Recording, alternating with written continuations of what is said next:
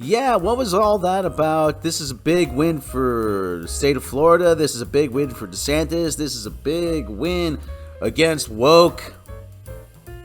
What was that all about? Disney taking this one on the chin? What was that all about? Oh yeah, this is a major win in the culture war. What was that all about? We read the bill. We read the bill. You don't know what you're talking about. We read the bill. Well, looks like you didn't read the bill that well, did you? It's only a bill. Yeah, it's only a bill. It's sitting there on Capitol Hill. Florida Governor Ron DeSantis' board outmaneuvered in wrangling over Disney Special District control. Lawsuit is expected to be filed, challenging an agreement that the new board, says essentially it renders it powerless.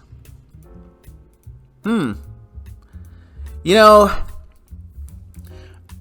this is what happens when you have people that jump the gun and they want to be certain rather than right. Really. The legal battle is brewing over an agreement that transferred powers of Disney now dissolved special district back to the company before Governor Ron DeSantis assumed control of the board. The 30-year deal includes an approval to build another theme park and restrictions that bar the Central Florida Tourism Oversight District's new board of supervisors, that's an ominous name, for making changes to property without securing company's approval, said board member Brian Ongst Jr. at a meeting Wednesday.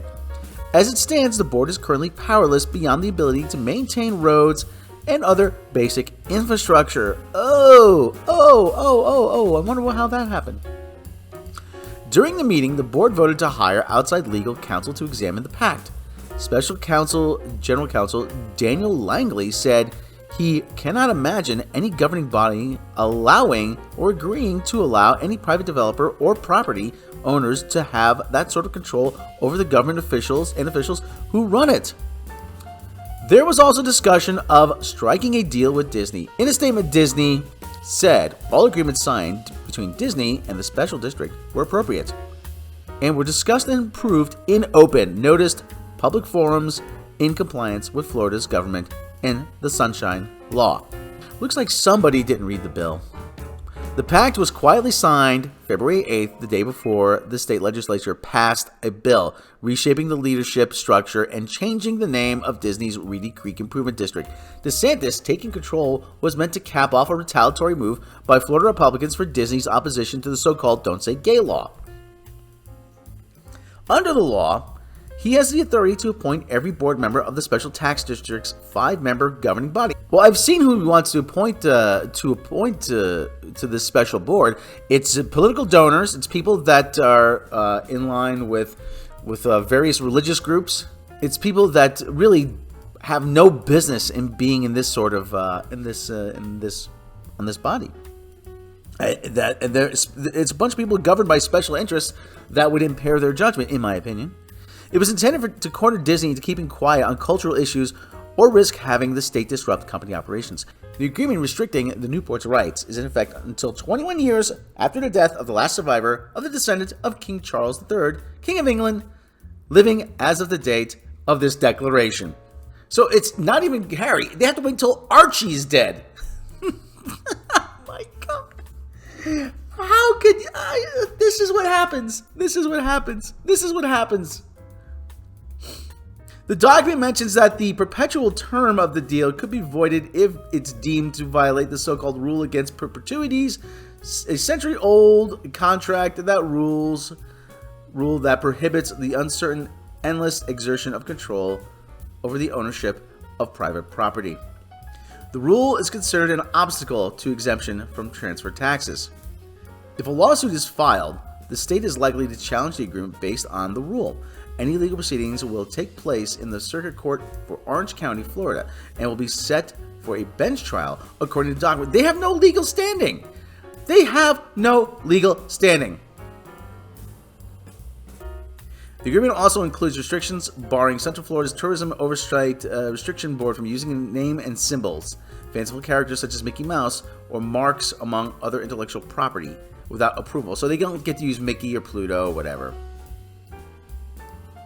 I thought, listen, I was hearing for how long? Oh, no, Ron DeSantis is a smart guy. He's a smart guy. He's gonna stick it to Disney, all them wokey wokes. He's gonna make them pay. He's gonna make them pay. Well, listen, I'm not that big a fan of Disney, but you know what? Bob Iger is smarter than he is.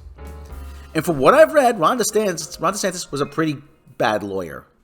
I kept hearing, oh, we read the bill, Disney's backed into a corner, we read the bill. What happened? You guys read the bill. How did you miss this? How did you miss this? And you know what? The state of Florida legislature, they passed this thing without even reading it themselves. We read the bill. We had experts go over. Really? You had experts go over? This is what the experts, this is the best your so-called experts can do? I wouldn't trust your experts to change a tire, let alone give me legal advice. In my opinion. Listen, there's a name for what you call your so-called experts. It's called dilettante. It's someone with broad but superficial knowledge. Essentially, it's the Felix Unger of legal experts. They watch one episode of LA Law or Law and Order, and all of a sudden now they're Perry Mason. You asked accountants. We had accountants go over this. Oh my God, this is so bad for Disney. This is so bad. Well, it doesn't look too bad for me, from where I'm standing. This doesn't look so bad. All right, let me tell you. This is not going to be the end of it, but, I doubt much more is going to come of this because there's a reason why Bob Iger is where he is today, and it's because he's a pretty smart guy, and he was smart enough to read the tea leaves, and he was smart enough to put the brakes on this. All right. Like and subscribe. We'll catch you next time.